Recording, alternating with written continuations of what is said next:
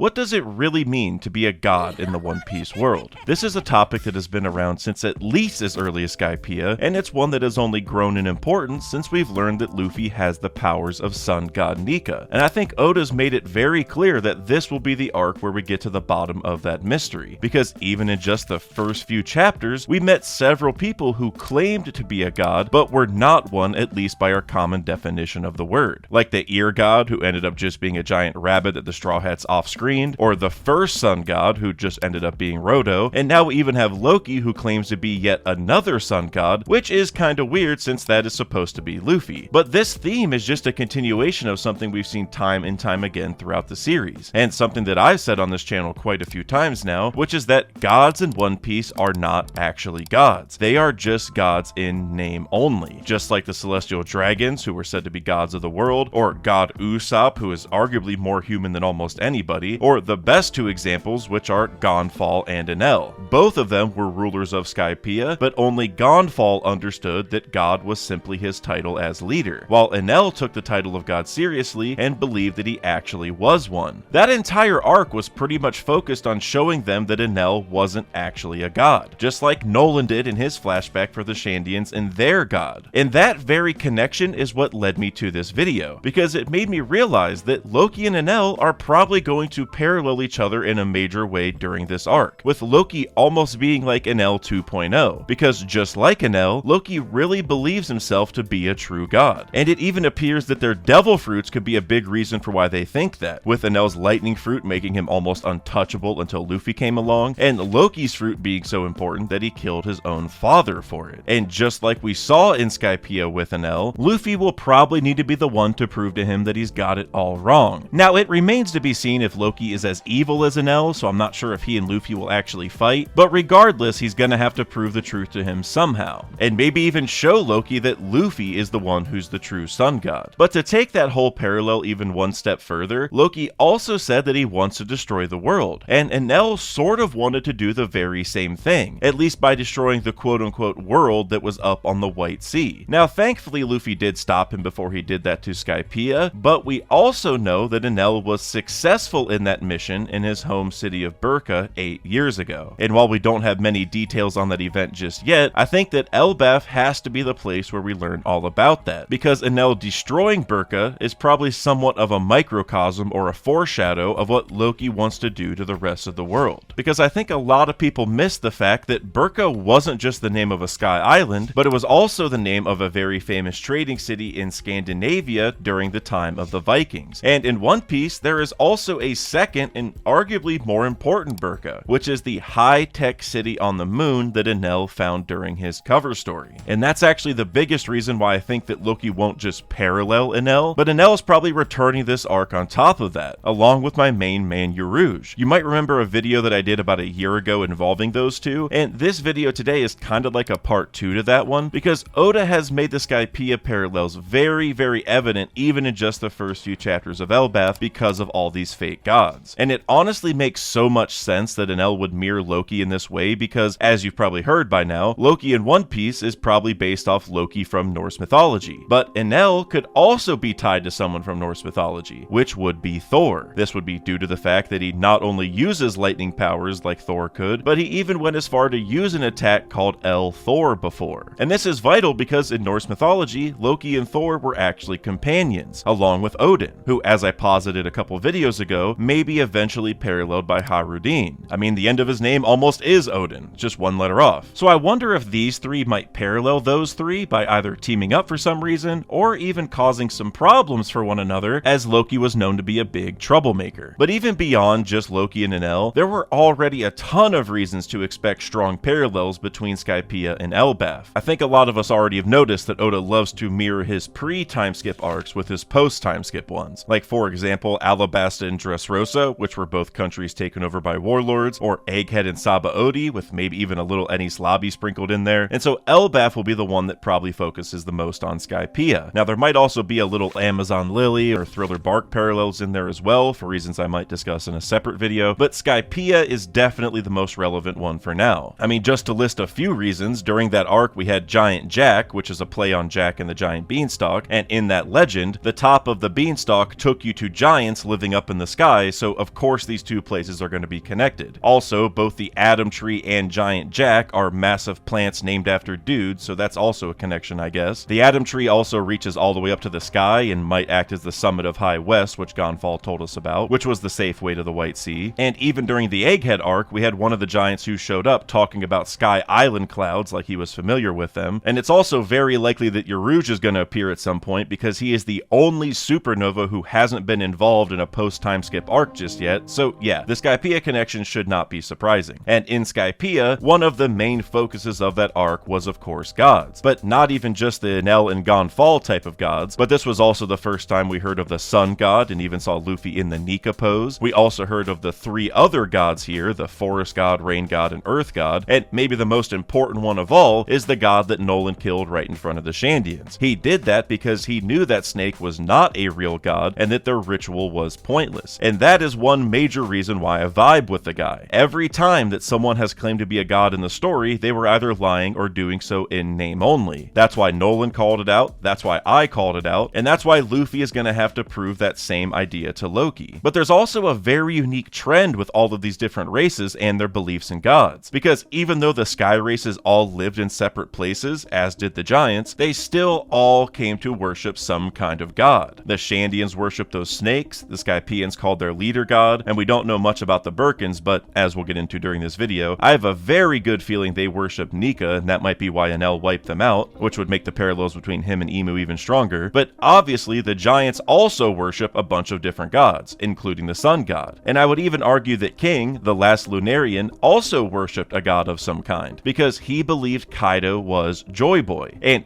being Joy Boy is another way of saying that you have awakened sun god powers. So maybe he was actually calling Kaido the sun god, but just in a different way. And so I'm starting to wonder if all these different races maybe heard the same original legend about Nika or about the sun god or whatever, but after an 800-year game of telephone, maybe all these different races have come to have slightly different beliefs, but about the same original thing, which would be somewhat of a mirror to our world if I'm being honest. Like, for example, what if the reason that Enel thought he was a god and had a right to the fairy Verth and all that is the same reason that Loki believes himself to be a sun god who will bring about the end of the world? And maybe that's also the same exact reason that King thought Kaido was Joy Boy. And you know, all three of these dudes also had really powerful devil fruits as well, and Kaido was also technically a blue sea snake thing, which makes him somewhat similar to the Shandian gods as well. And so obviously all of this sky related stuff is somehow going to tie us back into the origin of the gods. And personally, I think all of this could be a huge hint into the identity and powers of Uranus, who also has the name of a god, by the way. And I did do a video on that before, but after a few more chapters of Elbaf, I'll probably do an update on that one as well, so make sure you guys subscribe. But today, what I want to do instead is talk about what all of this god stuff means for the plot of Elbaf itself. Because if it's true that all these guys are different versions of the same original legend, then I think it's safe to assume that the god they're all looking for is actually going to be Luffy. I mean, he's the protagonist, he's got the sun god fruit, yada yada yada. But when it comes to the destroying the world element of it all that Loki talked about, well, we did see that Luffy, or someone that looks like Luffy at least, is supposed to destroy Fishman Island in the future because of Shiarli's prophecy. So whatever legend Loki heard, it was definitely about Luffy and not himself. But I think both of them, as well as Enel, are going to have to uncover that during this arc. And it makes a lot of sense to me that Elbaf would be the place and that giants would know this information better than anybody else because they can live upwards of 400 years old, with Jarl being 408 as we speak, which means that they're only a couple generations removed from the Void Century in the time of Joy Boy, which was just 800 years ago. This means that their game of telephone in regards to the legend is much shorter than some of the other races, so their understanding is probably a lot more accurate compared to most people. And you know, Enel is also someone who should probably have a better grasp of this legend compared to most people after he went to the moon, because we saw during his cover story that he found some ruins there that told him what happened to the sky races on the moon over 1,000 years ago. There he learned that the Birkins, Skypians, and Shandorians all had to come down to Earth because they ran out of resources. But I think a very underrated element of that is that it proves all three came from the same place. And if the Skypians had a god and the Shandorians went on to have a god, then the Birkins probably did as well. In fact, they probably all had the same original original god, thus going back to what I said earlier. Everyone's beliefs today are just a reflection of the long game of telephone compared to the original one that they all had, where once they all eventually separated and went to their own separate islands and the Void Century happened, then things probably started to change, and they all started to probably view those beliefs a little bit differently. But I have a feeling that since the Birkins named their sky island Birka, which is the same exact one as the original Moon City, it makes me wonder if their beliefs in God may have also been a little bit closer to the original. Like if they kept the same original name, maybe they had the same original beliefs. And in my original Uranus and Enel video, I proposed the idea that the reason Enel destroyed Birka is because their belief in Nika was too strong, and they knew that Enel wasn't him, that he didn't carry the qualities of the god that they were waiting for. Honestly, I think that same thing might be happening with Loki right now. They want or believe themselves to be the god of prophecy, and a new creator named Always Sunny in Eni's Lobby brought up a great point in one of his videos about this, where he said that Enel's drums might even be evidence of this situation, because he might have installed those drums on his back since he heard the sun god played the drums of liberation. Like he was trying to further prove the point to everyone that he was that sun god of prophecy. And I'd love that because it's like a physical manifestation of this fake god thing that I've been talking about, where he gave up his Birkin wings, or part of his true identity you could say, to try copycatting this god that everyone is waiting for, instead of just believing in the person that he already was. He literally tried cosplaying the guy. But then, since the Birkins didn't accept him as Nika, he probably smited them and erased them from existence. And like I briefly mentioned earlier, if this is true, that would really build on Enel's parallels with Emu, which are already fairly obvious I think, as they both have a god complex, both erased islands in a single blast, with Enel's Rygo even leaving a hole in the White Sea that was very similar to the one the Mother Flame left behind. We had Enel's spiel about how it's God's right to live in the sky and the world nobles live all the way up on top of the red line. But most importantly, we know that people who bring up the legend of Nika get erased immediately in Marijois. That's how Kuma's dad died, as well as the guards near Who's Who. So if Enel destroyed Birka because they were all worshipping a different sun god, it sort of fits the bill perfectly. And it would make Enel's loss to Luffy even more ironic, like Luffy was avenging the Nika worshippers without even knowing it. But the point is just that between the Giants' knowledge of the past, including Saul's knowledge from Ohara, honestly, as well as whatever legend Enel knows from both Birkas, we should get a full exposition on the Nika lore at some point during Elbaf. This is one of the best times to do it because we have such a collection of people who might understand the legend accurately. But the irony of this all is that if Luffy is faced with the fact that he's supposed to be the sun god of prophecy, he's the one person who will definitely reject that title of god. He doesn't even like being a hero, so of course he won't like being god either. He won't want any part in some kind of prophecy. He's just gonna tell them that he's Monkey D. Luffy, the man who will be the king of the pirates. But the beauty of that is that being himself and believing in who he already is, not thinking that he needs to be some kind of god, is exactly why he has the right will to eventually be the sun god. That's the irony of it all. The one guy who prefers to just be himself and believes that his human self is enough on his own is the one guy who is closest to godhood. And I think there's a very important lesson there, because in a lot of these cases of other people acting like gods, the reason they're doing that is because they're basically pretending to be a better version of themselves. They're pretending to be someone that people will respect and look up to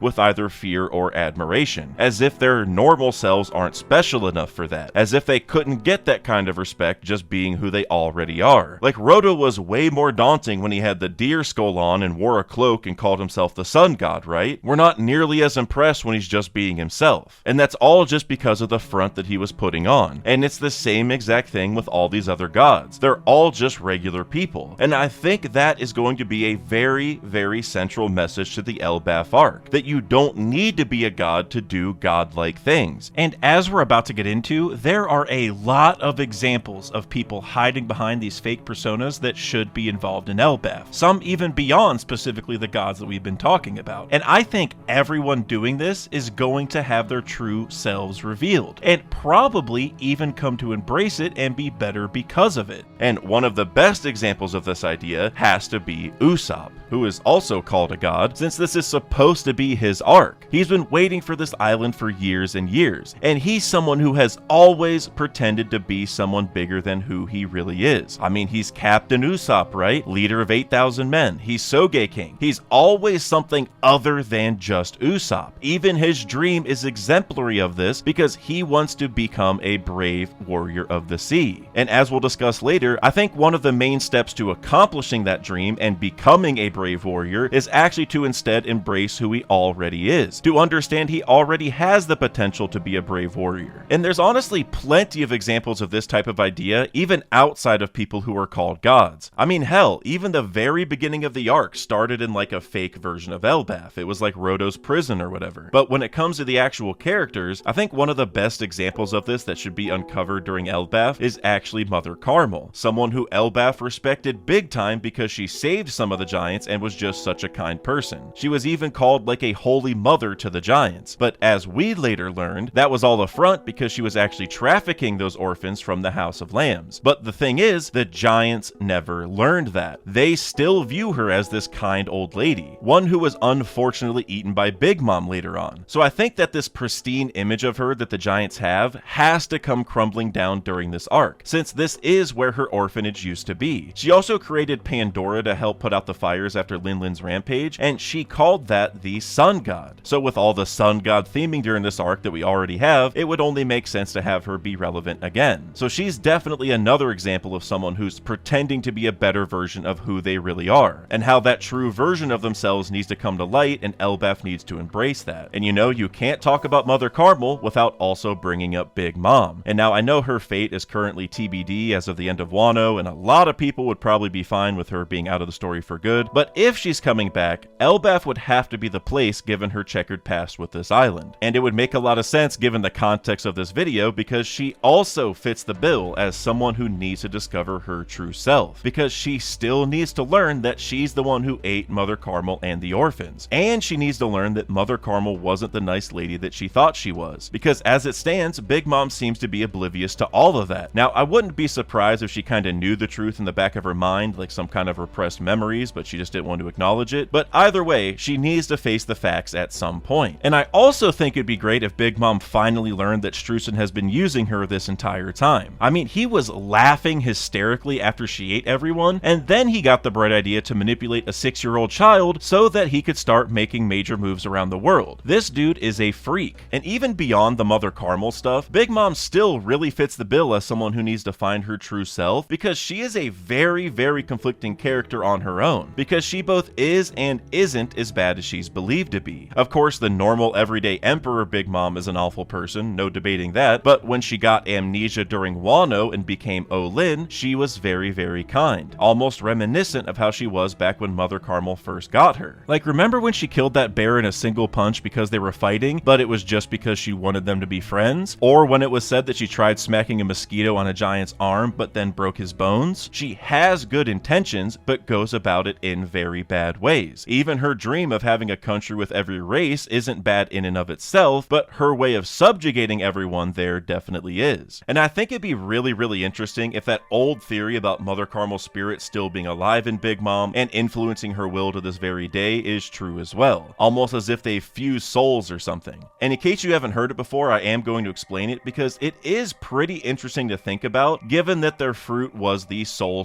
fruit. And if you were going to introduce this idea of like influencing someone from the dead or having your souls merged or whatever, then having a character eat someone alive who had soul powers would kind of be the perfect way, I think. It's almost ominous that of all the people Big Mom could have eaten, it's someone who has soul powers. Especially since later on, we saw Big Mom order Hera to eat Zeus and consume his soul and gain that power back, which is maybe a little bit of a parallel here. And I also think it's a little weird that Big Mom didn't just revert to Olin after the amnesia, but the amnesia happened after she fell into the ocean for a while. Because since the soul powers come from a devil fruit, it kind of gives me the idea that Mother Carmel's control might have weakened for a while or something. Maybe. And you know, the Wano citizens are now being taught that Big Mom was a yokai-possessed giant Oiran, which also could act as a bit of foreshadowing. Now, they probably chose this name because she was creating homies which resembled yokai, but regardless, them saying that she's the one who's possessed now is potentially ominous. Regardless though, the reason I'd love for this to be revealed during Elbaf is that it would then flip the giants' opinion on Big Mom and Mother Carmel on its head. Because right now, they love Mother Carmel but loathe Big Mom. But if they find out that Mother Carmel was this evil child trafficker who also got eaten on purpose to then influence Big Mom to do these terrible things in the future, then they're almost gonna start having pity on Linlin. And something like this is the only way that I could theoretically see the relationship relationship between Big Mom and the Giants getting any better, because it would then change some of the reasons that they disliked her in the first place. I mean, yes, she's still kind of evil, she still killed Yoro when she was a kid, but if they also learn that she has some mental condition that causes these hunger pang attacks in the first place, then who knows? But on the flip side, it would also change the way that Big Mom looks at everything, because even today she still loves Mother Carmel. She will probably be pretty distraught at learning that her foster mother was actually evil, and that she ate her and her siblings. But I think the reason that that could be very plot relevant is that it could then pave the way for her to one day help out the Straw Hats in the final war, because it would not surprise me at all if Luffy is the one to comfort her during this situation, to make her realize that it's not her fault she was being used, or it's not her fault she has this condition. And again, I'm not trying to exonerate her of everything, but her past is a very sticky situation. But the most important part in regards to Luffy is that he can convince her that she can still accomplish her dream, and maybe even in a more well-rounded way than before, because she originally got that dream from Mother Carmel, but she clearly wasn't pursuing it in the most well-rounded way. She was even taking the point about everyone seeing at eye level way too literally. That's why she was trying to gigantify people. She wanted everyone to be the same size as her. So hopefully this experience will teach her that she was looking at everything the wrong way, and that she can still pursue that dream, but she just has to do it in a better way. A way that almost lets her surpass Mother Carmel because she does it the right way. And it would not surprise me if Luffy's the one to help her through this, because he is pretty damn good at that sort of thing. And we've seen it many times before in the story. I mean, think about the I wanna live moment. Robin had resigned herself to doing whatever the government asked until Luffy made his stand. And he got Robin to finally admit something that she didn't think she deserved, or that was possible, or that was worth putting other people at risk for. Or how about even during Whole Cake with Sanji, where he knew that Sanji was the one hurting inside even if he wasn't gonna say it. It wasn't until much later in the arc where Sanji admitted that Luffy was right and that he wanted to return to the Sunny. Luffy always gets people to say what's on their mind and to accept the realist version of themselves. He lets people stop feeling bad for who they are and what they want. And this reminds me of one of my favorite and most underrated scenes of the story, which is when Luffy was training with Rayleigh in the time skip and they were discussing future sight. Rayleigh asked Luffy what he would do when he comes across strong enemies who can see the future, and Luffy simply said that it depends on their personality. This really surprised Rayleigh, as he'd never thought of it that way before. But it was so telling to me because that's who Luffy is. He gets people. He doesn't just hear people's words, but he hears what they really want to say, or what they really should be saying, or he at least puts them on the path that they need to be on to accomplish their dream. Kind of like when he punched Vivi in Alabasta because she didn't want anyone putting their lives on the line, or when he helped Boa and her sisters, or all the times that he motivated Momonosuke, or probably dozens of other examples. And it makes a lot of sense that Luffy excels in this area, because believing in yourself and your own ability and who you really are is maybe Luffy's greatest strength. How many times has he looked a powerful enemy right in the eye and proudly said he's Monkey D. Luffy,